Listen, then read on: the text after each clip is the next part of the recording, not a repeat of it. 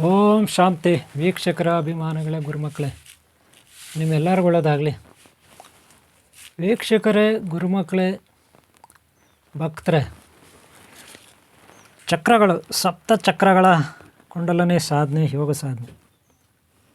Last time ನಾನು ಭಾಗ 1 ನಾನು ನಿಮಗೆ ಸ್ವಲ್ಪ ಭಾಗ 1ರಲ್ಲಿ ನಾನು ನಿಮಗೆ ಚಕ್ರಗಳು ಅಂದರೆ ಏನು ಅದು ತಿಳಿಸ್ಕೊಟ್ಟಿದ್ದೀನಿ. ಭಾಗ 1 ನೋಡಿಲ್ಲ ಅಂದರೆ ದಯವಿಟ್ಟು ನೋಡಿ. ಇದರಲ್ಲಿ ನಾನು ಭಾಗ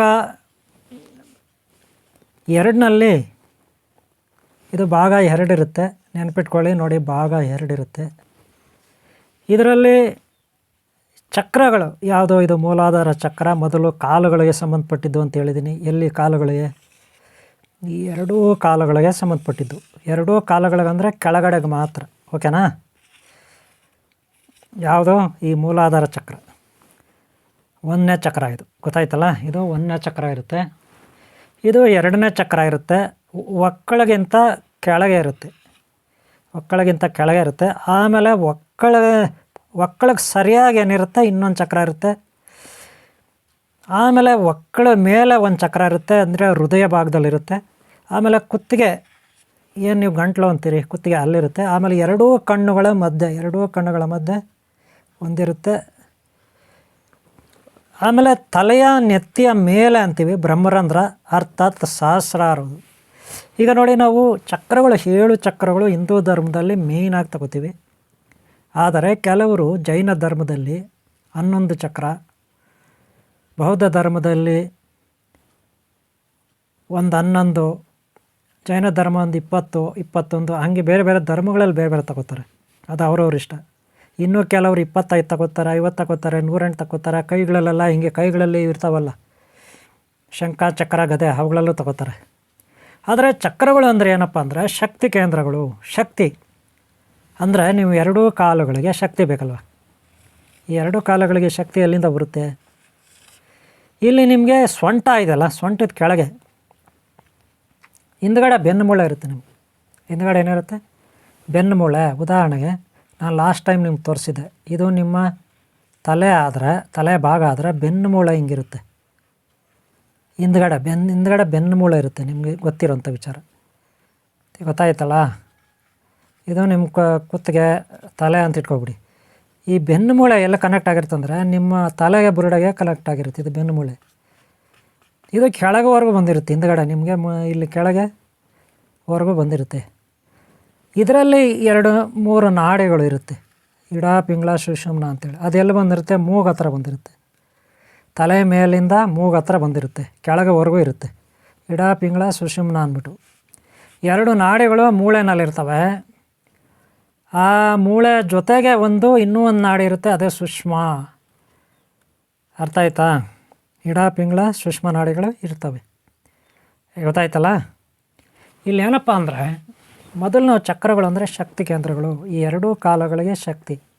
ಇದು ಮೂಲಾಧಾರ, ಇದು ಸ್ವಾಧಿಷ್ಠಾನ 2ನೇದು. 3ನೇದು ಅನಾಹುತ, ಮಣಿಪುರ. 4ನೇದು ಅನಾಹುತ. 5ನೇದು ವಿಶುದ್ಧಿ.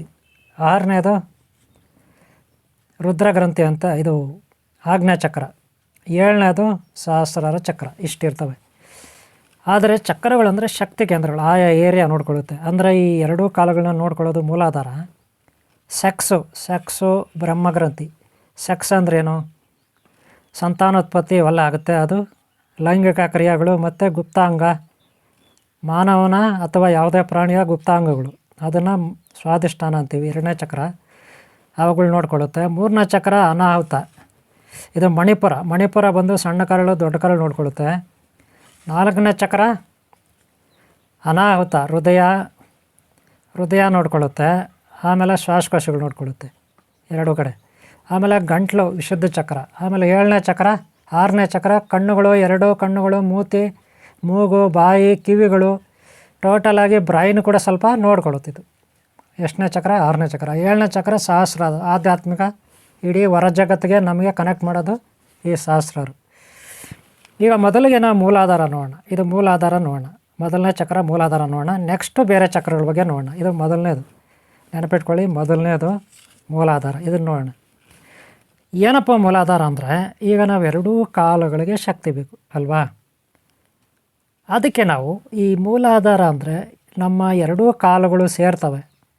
ನಾವು ಕೂತ್ಕೊಂಡಿರ್ತೀವಿ, ನಮ್ಮ ಒಕ್ಕಳಿಗಿಂತ ಕೆಳಗಡೆ, ತುಂಬ ಕೆಳಗಡೆ ನಮ್ಮ ಪ್ರೈವೇಟ್ ಪಾರ್ಟ್ಸ್ ಇರುತ್ತಲ್ಲ, ಅದಕ್ಕಿಂತ ಕೆಳಗಡೆ ಅನ್ಕೊಬಿಡಿ, ಕೊನೆಯ ಭಾಗ. ಇದನ್ನು ಮೂಲಾಧಾರ ಚಕ್ರ ಅಂತೀವಿ. ಈ ಕಾಲುಗಳಿಗೆ ಶಕ್ತಿ ಬೇಕು. ಬಸ್ನಲ್ಲಾಗಲಿ ಟ್ರೈನಲ್ಲಾಗಲಿ ನಾವು ನಿಂತ್ಕೊಂಡಿರೋವಾಗ ಆ ಕಾಲುಗಳಿಗೆ ಇರೋಕ್ಕಾಗಲ್ಲ. ಅದೇ ಸೆಕ್ಯೂರಿಟಿ ಕೆಲಸ ಮಾಡ್ತಾರೆ ನಿಂತ್ಕೊಂಡು, ಮಿಲ್ಟ್ರಿ ಆಫೀಸರ್ಗಳು ನೋಡಿರ್ಬೋದು ನೀವು. ಮಿಲ್ಟ್ರಿ ಆಫೀಸರ್ಗಳಿಗೆ ಕಾಲುಗಳಿಗೆ ನಿಂತ್ಕೊಂಡಿರ್ತಾರೆ ಕಾವಲು. ಅವರು ಬಾಗಿಲ ಹತ್ರ ಕಾಯ್ಕೊಂಡು ಗನ್ ಹಿಡ್ಕೊಂಡಿರ್ತಾರೆ, ಗನ್ ಮ್ಯಾನ್ಗಳು ಅಂತೀವಿ ನಾವು. ಅವ್ರಿಗೆ ಕಾಲುಗಳು ಎಷ್ಟೊತ್ತಿಗೂ ನಿಂತ್ಕೊಂಡಿರ್ತಾರೆ. ನೀವು ಅನ್ಕೋಬೋದು ಯಾಕೆ ಅವರು ಎಷ್ಟೊತ್ತು ನಿಂತ್ಕೊಂಡಿರ್ತಾರೆ, ಹೆಂಗಪ್ಪ ನಿಂತ್ಕೊಂಡಿರ್ತಾರೆ? 8 ಅವರ್ ಡ್ಯೂಟಿ ಮಾಡ್ತಾರೆ, 12 ಅವರ್ ಡ್ಯೂಟಿ ಮಾಡ್ತಾರೆ, ನಿಂತ್ಕೊಂಡೇ ಇರ್ತಾರೆ ನೋಡಿ. ಅವರು ಇಬ್ಬರು ಇರ್ತಾರೆ, ಈ ಕಡೆ ಒಬ್ಬರು ಆ ಕಡೆ ಒಬ್ಬರು, ಈ ಕಡೆ ಒಬ್ಬರು ಆ ಕಡೆ ಒಬ್ಬರು. ಹೆಂಗೆ ಅವ್ರ ಕಾಲುಗಳು ಎಲ್ಲಿಂದ ಶಕ್ತಿ ಬರುತ್ತೆ? ಅವರು ಟ್ರೈನಿಂಗ್ ಮಾಡಿರ್ತಾರೆ. ಆದರೆ ನೀವು ಯಾವ ರೀತಿ ಟ್ರೈನಿಂಗ್ ಮಾಡೋದು? ಈ ರೀತಿ ಕೂತ್ಕೊಂಡು ಪದ್ಮಾಸನ ಹಾಕ್ಕೊಂಡು ಟ್ರೈನಿಂಗ್ ಮಾಡಬೇಕು. ಹಾಗೆ ನೀವು ಫಸ್ಟು 2 ನಿಮಿಷ ಮಾಡಬೇಕು. ಎಷ್ಟು ನಿಮಿಷ? 2 ನಿಮಿಷ. 2 ನಿಮಿಷ ಕೂತ್ಕೋಬೇಕು, ಕದಲಬಾರ್ದು. ಈ ರೀತಿ ಕೂತ್ಕೋಬೇಕು, ಕದಲಬಾರ್ದು. ಆಮೇಲೆ ಏನು ಮಾಡಬೇಕು? 1 ವಾರ ಆ ರೀತಿ ಮಾಡಿ, 2 ನಿಮಿಷ. ದಿನಕ್ಕೆ 5 ಸಾರಿ ಕೂತ್ಕೊಳ್ಳಿ. ಒಂದು ದಿನಕ್ಕೆ 5 ಸಾರಿ ಕೂತ್ಕೊಳ್ಳಿ. ವಾರಕ್ಕೆ 2 ನಿಮಿಷ, ದಿನ 2 ನಿಮಿಷ, ದಿನಕ್ಕೆ 5 ಸಾರಿ. 1 ಸಾರಿ ಕೂತ್ಕೊಂಡ್ರೆ 2 ನಿಮಿಷ, 2 ಮಿನಿಟ್ಸ್. ನೆನ್ಪಿಟ್ಕೊಳ್ಳಿ, ಎಷ್ಟ? 2 ಮಿನಿಟ್ಸ್, 2 ನಿಮಿಷ, 5 ಸಾರಿ ಕೂತ್ಕೋಬೇಕು. ಆವಾಗ ಈ ಕಾಲುಗಳಿರ್ತಾವಲ್ಲ, ಇವುಗಳು ಜೋಮ್ ಹಿಡಿಯುತ್ತೆ. ಜೋಮ್ ಅಂದರೆ ಏನು? ಶಕ್ತಿ ಕಳ್ಕೊಳ್ತದೆ, ರಕ್ತ ಚಲನ ಸರಿಯಾಗಿ ಆಗಲ್ಲ. ಆದರೂ ನೀವು ಕದಲಬಾರ್ದು. ಬರೀ 2 ನಿಮಿಷ ಕೇಳ್ತೀನಿ ರೀ. 1 ವಾರ ರೀ, 1 ದಿನಕ್ಕೆ 5 ಸಾರಿ ರೀ. ಒಂದು ದಿನಕ್ಕೆ ಎಷ್ಟು? 5 ಬಾರಿ ಕೂತ್ಕೋಬೇಕು. ಅಲ್ಲಿಗೆ ಎಷ್ಟು ನಿಮಿಷ ಆಯಿತು? ಒಂದು ದಿನಕ್ಕೆ ಟೋಟ್ಲಾಗಿ 10 ನಿಮಿಷ ಆಯಿತು. 5 × 2 10 ನಿಮಿಷ ಆಯಿತು. ಕರೆಕ್ಟಾ? 10 ನಿಮಿಷ ಆಯಿತು. ಒಂದು ದಿನಕ್ಕೆ 10 ನಿಮಿಷ ಮೆಡಿಟೇಷನ್ ಮಾಡೋಕ್ಕಾಗಲ್ವ ನೀವು? ಮಾಡ್ಬೋದು. ಆಮೇಲೆ ವಾರ ಆದಮೇಲೆ ಇದನ್ನು 2 ನಿಮಿಷ ಮಾಡ್ತೀರಲ್ಲ, 4 ನಿಮಿಷ ಮಾಡಿ. ಆವಾಗ ಎಷ್ಟಾಗ್ತದೆ? ಇದು 20 ನಿಮಿಷ ಆಗುತ್ತೆ. ಆಮೇಲೆ ಇನ್ನೊಂದು ವಾರ ಬಿಟ್ಟು 5 ನಿಮಿಷ ಕೂತ್ಕೊಳ್ಳಿ ಒಂದು ಸಾರಿಗೆ. ಆಮೇಲೆ ಎಷ್ಟಾಗುತ್ತೆ? 5 × 5 25 ನಿಮಿಷ ಆಗುತ್ತೆ. ಆಮೇಲೆ ಇನ್ನೊಂದು ವಾರ ಬಿಟ್ಟು 10 ನಿಮಿಷ ಕೂತ್ಕೊಳ್ಳಿ ಒಂದು ಸಾರಿಗೆ. ದಿನಕ್ಕೆ 10 ನಿಮಿಷ 5 ಸಾರಿ ಕೂತ್ಕೊಂಡ್ರೆ 50 ನಿಮಿಷ ಆಯಿತು, 1 ಅವರ್ ಆಯಿತು ಒಂದು ದಿನಕ್ಕೆ. ಆ ರೀತಿ ಅಭ್ಯಾಸ ಮಾಡ್ತಾ ಹೋಗ್ಬೇಕು ವಾರಕ್ಕೆ. ಅವಾಗ ಈ ಕಾಲುಗಳಿಗೆ ನರಗಳು, ಮೂಳೆಗಳು, ಮಾಂಸ ಎಲ್ಲ ಜೋಮ್ ಹಿಡಿಯುತ್ತೆ. ಶಕ್ತಿ, ರಕ್ತ ಚಲನೆ ಸರಿಯಾಗಿ ಆಗಲ್ಲ. ಆವಾಗ ಏನೇನೋ ಪ್ರಾಬ್ಲಮ್ ಬರುತ್ತೆ. ಆವಾಗ ಆ ವಾತಾವರಣ ಬೇರೆ ವಾತಾವರಣಕ್ಕಿದು ಹೊಂದಾಣಿಕೆ ಆಗುತ್ತೆ. ಈ ಕಾಲುಗಳು, ಇವೆರಡೂ ಕಾಲುಗಳು ಹೊಂದಾಣಿಕೆ ಆಗುತ್ತೆ ಬೇರೆ ವಾತಾವರಣ. ಆಮೇಲೆ ನೋಡ್ರಿ, 1 ತಿಂಗಳಾದಮೇಲೆ ನಿಮಗೆ ಕಾಲುಗಳಿಗೆ ಎಲ್ಲಿಲ್ಲದ ಶಕ್ತಿ ಬರುತ್ತೆ. ನೀವು ಬಸ್ನಲ್ಲಿ ಹೋಗಿ ಎಷ್ಟೊತ್ತು ಬೇಕಾದ್ರೂ ನಿಂತ್ಕೊಂಡಿರ್ತೀರ, ಟ್ರೈನಲ್ಲಿ ಹೋಗಿ ಎಷ್ಟೊತ್ತು ಬೇಕಾದ್ರೂ ನಿಂತ್ಕೊಂಡಿರ್ತೀರ. ನೀವು ಸೈಕಲ್ ಮೇಲೆ ಚಿಕ್ಕ ಹುಡುಗರಲ್ಲಿ ಮುಂದ್ಗಡೆ ಆ ಹ್ಯಾಂಡ್ಲ ಮೇಲೆ ಬಾರ್ ಮೇಲೆ ಕೂತ್ಕೊಂಡಾಗ ಇನ್ನೊಬ್ಬರು ತುಳಿತಾ ಇರ್ತಾರೆ. ಅವಾಗ ನೋಡ್ರಿ ಜೋಮ್ ಹಿಡ್ಕೊಬಿಡುತ್ತೆ ಕಾಲು ಸ್ವಲ್ಪತಿ. ಹಾಗೆ ಕೆಲವರು ಎಲ್ಲನೋ ಕೂತಿರ್ತಾರೆ, 2 ನಿಮಿಷ ಕೂತ್ಕೊಳ್ಳಲ್ಲ. ಈ ಕಡೆಯಿಂದ ಆ ಕಡೆ ಒದ್ದಾಡ್ತಾರೆ, ಆ ಕಡೆಯಿಂದ ಈ ಕಡೆ ಒದ್ದಾಡ್ತಾರೆ, ಈ ಕಡೆಯಿಂದ ಆ ಕಡೆ ಒದ್ದಾಡ್ತಿರ್ತಾರೆ. ಯಾರನ್ನ ಕೆಳಗಡೆ ಕೂತ್ಕೊಬಿಟ್ರೆ. ಕೆಲವ್ರಿಗಂತೂ ಕೆಳಗಡೆ ಕೂತ್ಕೊಳ್ಳೋಕ್ಕಾಗಲ್ಲ, ಚೇರೇ ಬೇಕು, ಬೆಂಚೇ ಬೇಕು ಅವ್ರಿಗೆ. ಈ ಪರಿಸ್ಥಿತಿ ಹಂಗಲ್ಲ, ಆಗಲ್ಲ. ನಿಮಗೆ ಈ ಕಾಲುಗಳ ಶಕ್ತಿ ಸಂಪಾದನೆ ಮಾಡ್ಕೊಬಿಟ್ರೆ ಏನು ಉಪಯೋಗ? ಹೆಣ್ಮಕ್ಳಿಗಾದರೆ ಕಾಲುಗಳ ನೋವು ಹೊರಟೋಗುತ್ತೆ. ಒಂದೇದು ಹೆಣ್ಮಕ್ಳಿಗೆ. ಗಂಡಸರಿಗಾದರೆ ಎಷ್ಟು ದೂರ ಬೇಕಾದ್ರೂ ನಡಿಬೋದು. 2 ಕಿಲೋಮೀಟ್ರ್, 3 ಕಿಲೋಮೀಟ್ರ್, 5 ಕಿಲೋಮೀಟ್ರ್, 10 ಕಿಲೋಮೀಟ್ರ್ ನಡಿಬೋದು. ರನ್ನಿಂಗ್ ರೇಸ್ ಮಾಡೋರು, ಸ್ಪೋರ್ಟ್ಸ್ ಮ್ಯಾನ್ಗಳು, ಇವರೆಲ್ಲ ಒಳ್ಳೆ ಅವ್ರಿಗೆ ಎನರ್ಜಿ ಇರ್ತದೆ ಕಾಲುಗಳಿಗೆ. ಬೆಟ್ಟ ಹತ್ಬೋದು, ಬೆಟ್ಟಗಳು, ಗುಟ್ಟುಗಳು ಹತ್ಬೋದು ಕಾಲುಗಳಿಗೆ. ಬಸ್ಸುಗಳಲ್ಲಿ ಎಷ್ಟೊತ್ತು ಬೇಕಾದ್ರೂ, ಟ್ರೈನಲ್ಲಿ ಎಷ್ಟು ಬೇಕಾದ್ರೂ ನಿಂತ್ಕೋಬೋದು. ವಾಚ್ಮನ್ ಕೆಲಸ ಅಥವಾ ಮಿಲ್ಟ್ರಿ, ಆರ್ಮಿ, ಸೈನ್ಯ, ಅಲ್ಲಿ ಕೂಡ ಎಷ್ಟೊತ್ತು ಬೇಕಾದ್ರೂ ಇರ್ಬೋದು. ಆ ರೀತಿ ಒಂದು ಎನರ್ಜಿ ಬರುತ್ತೆ ಕಾಲುಗಳಿಗೆ. ಇದರಿಂದ ಏನು ಉಪಯೋಗ? ಕಾಲುಗಳಿಂದ ನಮ್ಗೆ ಆರೋಗ್ಯ ಸಿಗುತ್ತೆ. ಮೊದಲನೇದು ಕಾಲುಗಳಿಗೆ ಆರೋಗ್ಯ ಬರುತ್ತೆ, ಒಂದನೇದು. ಎರಡನೇದು, ಇಲ್ಲಿ ಗಣಪತಿ ಅಂತ ಶಕ್ತಿ ದೇವತೆ ಇರ್ತಾರೆ. ಗಣಪತಿ ಅಂದರೆ ಯಾರು? ಆನೆ. ಯಾರು? ಆನೆ ಗೊತ್ತಲ್ಲ ನಿಮಗೆ? ಆನೆಗೆ ಕಾಲುಗಳು ಹಿಂಗಿರ್ತಾವೆ ಗೊತ್ತಲ್ಲ? ಆನೆಗೆ ನಿಮಗೆ ಗೊತ್ತಲ್ಲ? ಆನೆ ಕಾಲುಗಳು ದೊಡ್ಡ ಇರ್ತಾವೆ ಆನೆಗಳಿಗೆ. ಅದಕ್ಕೆ ಅಷ್ಟು ಶಕ್ತಿ ಇರುತ್ತೆ. ಹಾಗೆ ನಮಗೂ ಆ ಶಕ್ತಿ ಬಂದಿರುತ್ತೆ. ಆನೆ ಅಂತ ಬಲ ಬಂದಿರುತ್ತೆ ಶಕ್ತಿಗಳಿಗೆ. ಇದು ಮೂಲಾಧಾರ ಚಕ್ರಕ್ಕೆ ಸಂಬಂಧಪಟ್ಟದಂತು. ಗೊತ್ತಾಯ್ತಲ್ಲ? ಅಷ್ಟು ಶಕ್ತಿ ಬರುತ್ತೆ ಅಂದಮೇಲೆ ನೀವು ಅರ್ಥ ಮಾಡ್ಕೊಳ್ಳಿ ಎಷ್ಟು ಪವರ್ಫುಲ್ ನಮ್ಮ ಶಕ್ತಿಗಳಿರುತ್ತೆ. ಇದು 1ನೇ ಚಕ್ರ ನಾನು ಹೇಳಿದ್ದು. ಅದಕ್ಕೆ ಗಣಪತಿಯನ್ನು ಆರಾಧಿಸ್ಬೇಕು ನಾವು. ಅಧಿಪತಿ, ಯಾಕಂದರೆ ಇವನನ್ನು ನಾವು ಗಣಪತಿ ದೇವರು ಅಂತ ಕರಿತೀವಿ. ಯಾವುದಕ್ಕೆ? ಈ ಮೂಲಾಧಾರ ಚಕ್ರಕ್ಕೆ. ಇಡೀ ಭೂಮಿ ಮೇಲೆ ನಿಮಗೆ ಭೂತತ್ವ, ಪಂಚಭೂತಗಳಲ್ಲಿ ಭೂಮಿ ತತ್ವ ಬರುತ್ತೆ. ನಿಮಗೆ ಏನು ತತ್ವ? ಭೂಮಿ ತತ್ವ ಬರುತ್ತೆ. ಭೂಮಿ ತತ್ವ ಭೂಮಿ ತತ್ವ ಅಂದರೆ ಗಣಪತಿ ತತ್ವ ನಿಮಗೆ ಸಿಗುತ್ತೆ. ಗೊತ್ತಾಯ್ತಲ್ಲ, ಆನೆ ಬಲ ಬರುತ್ತೆ ಈ ಕಾಲಗಳಿಗೆ. ಇದು ಮೂಲಾಧಾರ ಚಕ್ರದಲ್ಲಿ ನಿಮಗೆ ಬರ್ತಕ್ಕಂಥ ಶಕ್ತಿ, ಎನರ್ಜಿ. ಇದರಲ್ಲಿ ತುಂಬ ಪಾಠ ಇರುತ್ತೆ. ಇಲ್ಲಿ ಆನ್ಲೈನ್ ಕ್ಲಾಸಸ್ ಇರುತ್ತೆ, ನೀವು ಆನ್ಲೈನ್ ಕ್ಲಾಸಸ್ ಸೇರಿಕೊಂಡು ಕಲಿಬೋದು. ಆದರೆ ಮೂಲಾಧಾರ ಚಕ್ರ ಅಂದರೆ ಏನು ನಾನು ಇದರಲ್ಲಿ ಪಾಠ ಮಾಡಿದ್ದೀನಿ. ಆದರೆ ಚಕ್ರಗಳು ಅಂದರೆ ಏನು, ಶಕ್ತಿ ಕೇಂದ್ರಗಳು ಆಯಾ ಏರಿಯಾನಲ್ಲಿ ನಾನು ಹೇಳಿದ್ನಲ್ಲ, ಈ ಕಾಲಗಳಿಗೆ ನೋಡ್ಕೊಳ್ಳೋದು ಮೂಲಾಧಾರ ಚಕ್ರ. ನಮ್ಮ ಪ್ರೈವೇಟ್ ಪಾರ್ಟ್ಗಳೆಲ್ಲ ನೋಡ್ಕೊಳ್ಳೋದು ಸ್ವಾದಿಷ್ಠಾನ ಚಕ್ರ. ಆಮೇಲೆ ಸಣ್ಣ ಕರಳು ದೊಡ್ಡ ಕರಳು ನೋಡ್ಕೊಳ್ಳೋದು ಮಣಿಪುರ ಚಕ್ರ. ಹೃದಯ ಭಾಗ ಶ್ವಾಸಕೋಶ ನೋಡ್ಕೊಳ್ಳೋದು ಅನಾಹತ ಚಕ್ರ. ಗಂಟ್ಲು ಭಾಗ ಇದೆಲ್ಲ ನೋಡ್ಕೊಳ್ಳೋದು ವಿಶುದ್ಧಿ. ಕಣ್ಣುಗಳು, ಕಿವಿ, ಮೂಗು, ಬಾಯಿ ನೋಡ್ಕೊಳ್ಳೋದು ಆಗ್ನೇಯ ಚಕ್ರ. ಆಮೇಲೆ ಸಹಸ್ರಾರು ನಮ್ಮ ಮೆದುಳು, ನಮ್ಮ ಆಧ್ಯಾತ್ಮಿಕ ಶಕ್ತಿ ಅಂದರೆ ಆತ್ಮ ಪರಮಾತ್ಮ. ಗೊತ್ತಾಯ್ತಾ, ಇಷ್ಟಿರುತ್ತೆ.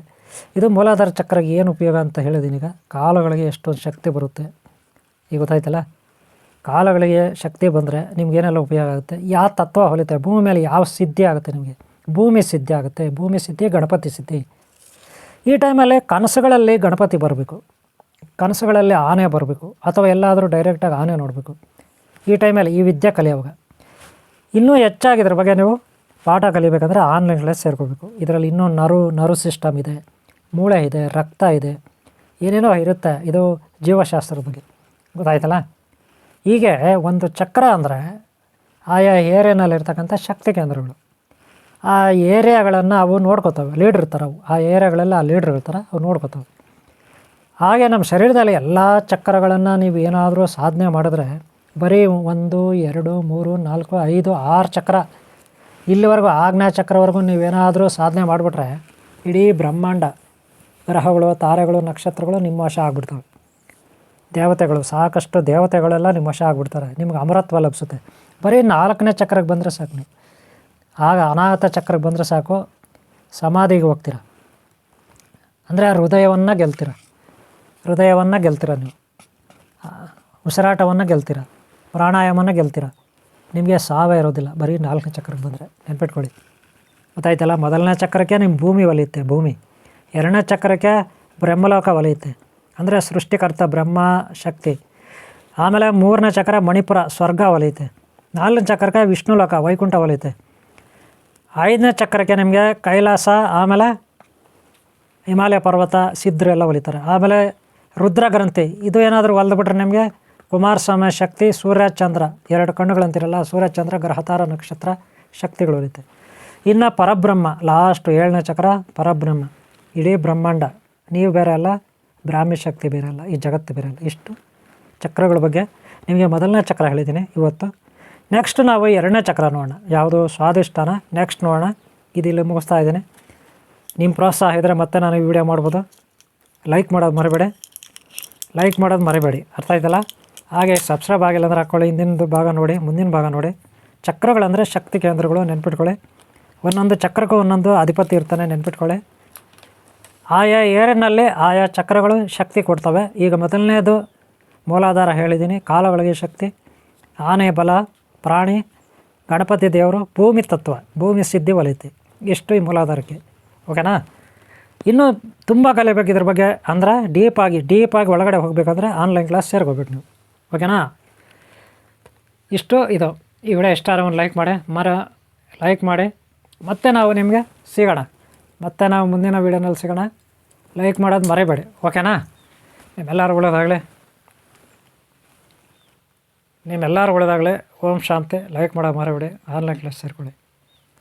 ನಿಮ್ಗೆ ಆರೋಗ್ಯ ಮುಖ್ಯ, ಆರೋಗ್ಯ ಸಂಪಾದನೆ ಮಾಡ್ಕೊಳ್ಳಿ. ಹಾಗೆ ಪಾರಮಾರ್ಥಿಕವಾಗಿ, ಮಾನಸಿಕವಾಗಿ, ಭಾವನಾತ್ಮಕವಾಗಿ ಮುಕ್ತಿ, ಜೀವನ್ಮುಕ್ತಿ, ಮೋಕ್ಷ ಮುಖ್ಯ. ಅದನ್ನು ಕಲೀಲಿಕ್ಕೆ ಪ್ರಯತ್ನ ಪಡಿ. ನಿಮ್ಮ ಜನ್ಮನ ನೀವು ಸಾರ್ಥಕ ಮಾಡ್ಕೊಳ್ಳಿ ಅಂತ ಹೇಳ್ತಾ ಈ ವಿಡಿಯೋ ಮುಗಿಸ್ತಾ ಇದ್ದೀನಿ. ಒಳ್ಳೆಯದಾಗಲಿ. ಜೈ ಶ್ರೀ ಗಣೇಶ್ ಶಕ್ತಿ. ಓಂ ಶಾಂತಿ, ಓಂ ಶಾಂತಿ, ಓಂ ಶಾಂತಿ.